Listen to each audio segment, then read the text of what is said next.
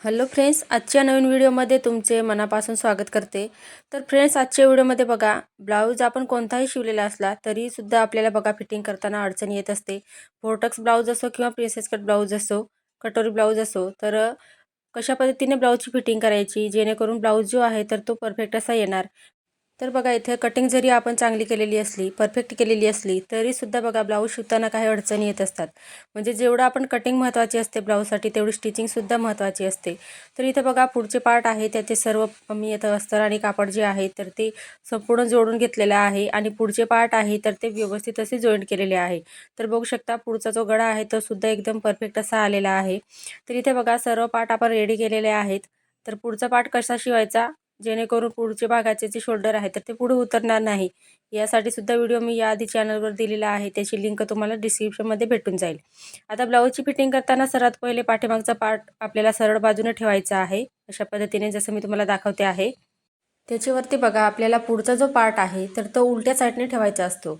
आता गळ्याच्या साईडला मी पाऊण इंच घेतलेला आहे, म्हणजे 1 इंचमध्ये 2 लाईन कमी घेतलेले आहे आणि मुंड्याच्या तिकडे अर्धा इंच. अशा पद्धतीने बघा, आपल्याला ही मार्किंग करून शिलाईन टाकायची आहे. तर गळ्याच्या साईडला बघा, इथं दोरी वगैरे मला लावायची नाही, त्यासाठी मी पाऊण इंच एवढं तिथं मार्जिन घेतलेलं आहे. आणि गळ्याच्या साईडला 2 ते 3 शिलाईन एक्स्ट्रा टाकायची आहे आपल्याला, म्हणजे ते धागे वगैरे त्याचे निघणार नाही आणि जेव्हा ब्लाऊज घालणार तेव्हा ते उसवणार नाही. आता फिटिंगच्या साईडला सुद्धा व्यवस्थित चेक करून घ्यायचं आहे. एखादा पार्ट पुढचा किंवा पाठीमागचा एक्स्ट्रा असेल तर त्याला कट करून घ्यायचा आहे. तर बघू शकता, इथं पाठीमागचा जो पार्ट आहे तर तो थोडासा एक्स्ट्रा होता, तर त्याला मी इथं कट करून घेतलेला आहे. तर ब्लाऊज फिटिंग करण्याआधी अशा पद्धतीने चेक करायचं आहे बघा, फिटिंगच्या साईडला सुद्धा. आता दुसऱ्या साईडचा जो पार्ट आहे तर तो सुद्धा आपल्याला व्यवस्थित असा इथं ॲडजस्ट करायचा आहे. तर शोल्डरच्या वरती आपण इथं अशा पद्धतीने दोघं शोल्डर सोबत ठेवायचे आहे. आता पाऊण इंच गळ्याकडे घ्यायचं आहे आपल्याला आणि मुंड्याकडे अर्धा इंच. अशा पद्धतीने आपल्याला बघा शिलाईन टाकायची आहे, म्हणजे शोल्डर वगैरे उतरत नाही. साईज मोठी आहे तर त्यासाठी. तर अशा पद्धतीने बघू शकता, मी शिलाईन टाकून घेते व्यवस्थित अशी. 2 ते 3 शिलाईन एक्स्ट्रा इथं टाकायची आहे. तर पहा या पद्धतीने. आता फिटिंगच्या साईडला सुद्धा व्यवस्थित चेक करून घ्यायचं आहे. पुढचा आणि पाठीमागचा पार्ट आपल्याला सारखा हवा असतो फिटिंगसाठी, तर त्यासाठी व्यवस्थित चेक करायचं. धागे वगैरे लगेच कट करून घ्यायचे आहे. तर बघू शकता, इथं परफेक्ट असा हा पार्ट आपला इथं आलेला आहे.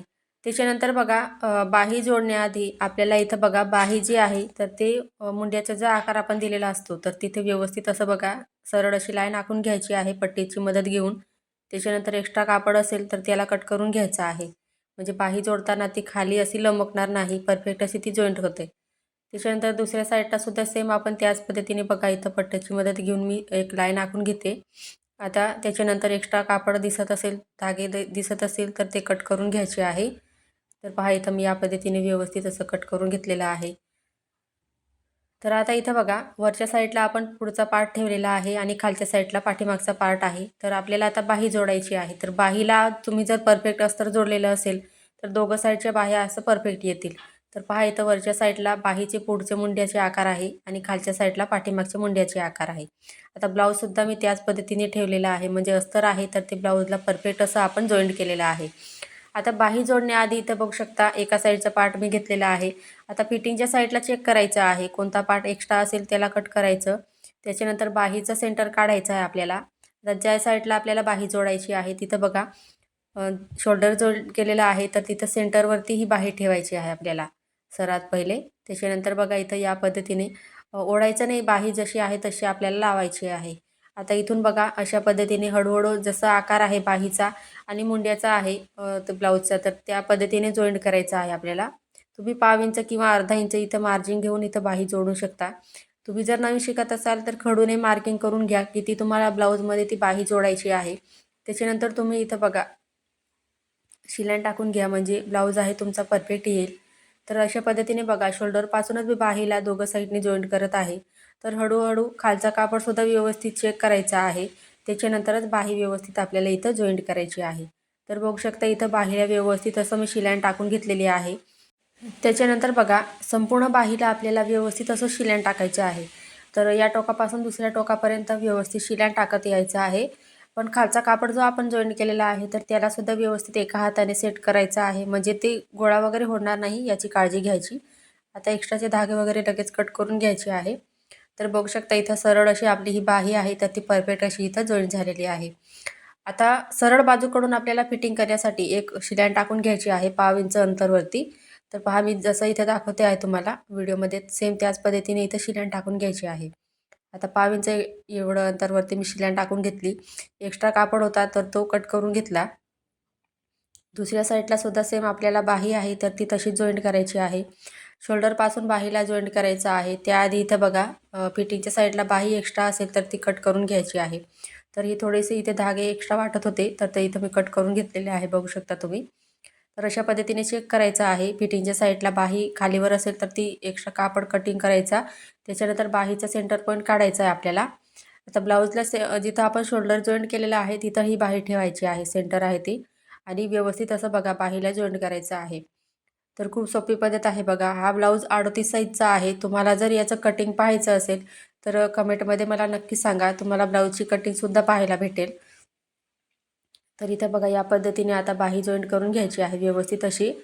तर एका साईडने आपण बाही जॉईंट केली. आता दुसऱ्या साईडला सुद्धा आपल्याला सेम त्याच पद्धतीने इथं बाही जॉईंट करायची आहे ब्लाऊजला. तर तुम्हाला बघा कोणत्याही साईजचं म्हणजे कोणतंही पेपर पॅटर्न पाहायचं असेल तर तुम्ही कमेंटमध्ये मला नक्की सांगा.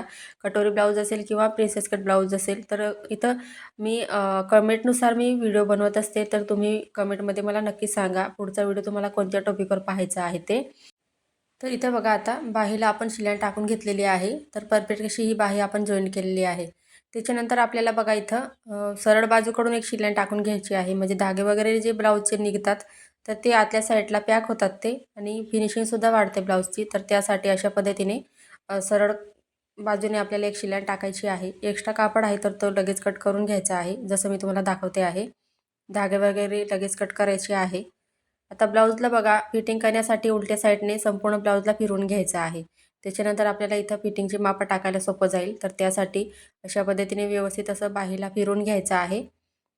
तर पहा आता या पद्धतीने.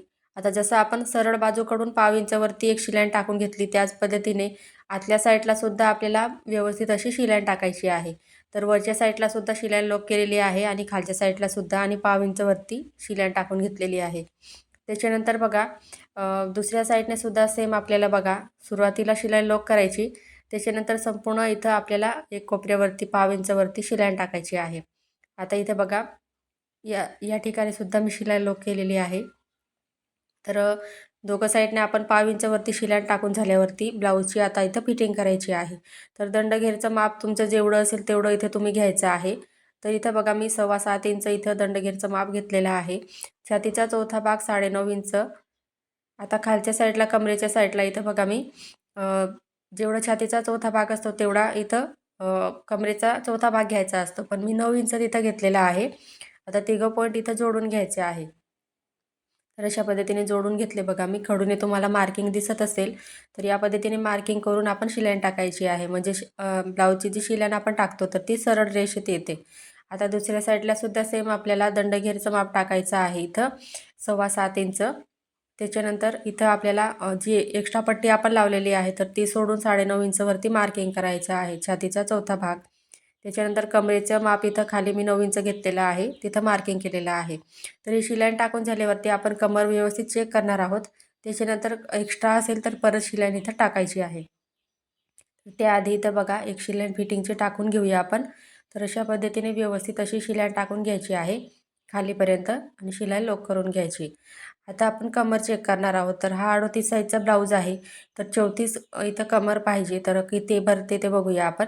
तर एक्स्ट्राची लूपपट्टी लावलेली आहे तर ती सोडून मी टेप ठेवलेला आहे आणि अशा पद्धतीने हळूहळू फिरवत आपल्याला व्यवस्थित असं कमर चेक करायचं आहे. तर तुम्हाला दिसत असेल अर्धा इंच जास्त आहे. 34 पाहिजे कमर तर इथं 34.5 आलेला आहे. तर त्यासाठी काय करायचं बघा. जर पहिले आपण जी शिलाई टाकलेली आहे तर तिच्या बाजूला थोडीशी पाव इंचपेक्षा कमी अंतर घ्यायचं. कारण अर्धा इंच तिथं शिलाई एक्स्ट्रा आहे तर दोघं साईडला पाव इंच आपल्याला शिलाई मार्जिन घ्यावी लागणार आहे. तर त्यासाठी बघा मी फक्त कमरेच्या साईडला थोडीशी तिरकस लाईन आखून घेतली आणि शिलाई टाकून घेतली. 2 ते 3 शिलाई तिथं बघा फिटिंगसाठी टाकून घेतल्या. म्हणजे कस्टमरला ब्लाऊज फिट होत असेल तर ते एखादी शिलाई ते काढू शकता. म्हणजे तब्येतनुसार ते कमी जास्त ती शिलाई ते काढू शकता. तर त्यानुसार ते ब्लाऊज यूज करू शकता. त्यासाठी एक्स्ट्राच्या शिलाई टाकून द्यायची आहे. तर या ब्लाऊजला बघा 1.5 इंच शिलाई मार्जिन घेतली होती, तरीसुद्धा भरपूर असं इथं मार्जिन राहिलेली आहे ब्लाऊजला. तर दुसऱ्या साईडला सुद्धा बघू शकता, कमरेच्या साईडला मी थोडीशी तिरकस अशी शिलाई टाकून घेतलेली आहे. तर अशा पद्धतीने 2 ते 3 शिलाई लगेच टाकून घ्यायची आहे. तर बघा इथं या पद्धतीने. तर फिनिशिंग पण तेवढीच ब्लाऊजला वाढते. बाकीच्यांना बघा मार्जिन कमी हवी हवी असते ब्लाऊजची, तर त्यानुसार त्यांना ॲडजस्ट करायचं आहे. आता या कस्टमरची तब्येत जी आहे तर ती कमी जास्त होत राहते, तर त्यासाठी मी एक्स्ट्राच्या शिलाई टाकून दिलेल्या आहे. तर बघा इथं ब्लाऊज आपला पूर्ण फिटिंग करून रेडी झालेला आहे. तर इथे बघा पाठीमागचा जो गळा आहे तर तो सुद्धा परफेक्ट गोल आलेला आहे. फिटिंगची लाईनसुद्धा सरळ आहे, बघू शकता तुम्ही. 4.5 इंचची ही बाही आहे. आता इथे बघा पुढच्या साईडला सुद्धा गळा जो आहे पुढचा तर तो परफेक्ट असा गोल आलेला आहे. कटोरीसुद्धा परफेक्ट आलेली आहे. तर खूप सुंदर हा 38 साईजचा ब्लाऊज आहे. त्याची फिटिंग तुम्हाला मी दाखवलेली आहे. या ब्लाऊजचं कटिंग पाहायचं असेल तर कमेंटमध्ये मला नक्कीच सांगा. फ्रेंड्स, तुम्हाला आजचा व्हिडिओ आवडला असेल तर व्हिडिओला लाईक, सबस्क्राईब आणि शेअर करा. पुढचा व्हिडिओ पाहण्यासाठी कमेंट करा. धन्यवाद.